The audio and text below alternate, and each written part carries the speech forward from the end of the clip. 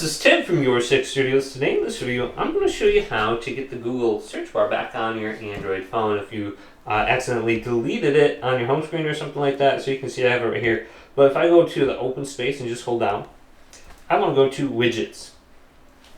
Then on the bottom here, just scroll on down until we get to Google. So here's Google. Go to it. And then we can choose the search bar. And then we can go to Add. And here is the Google search bar on my Android phone now.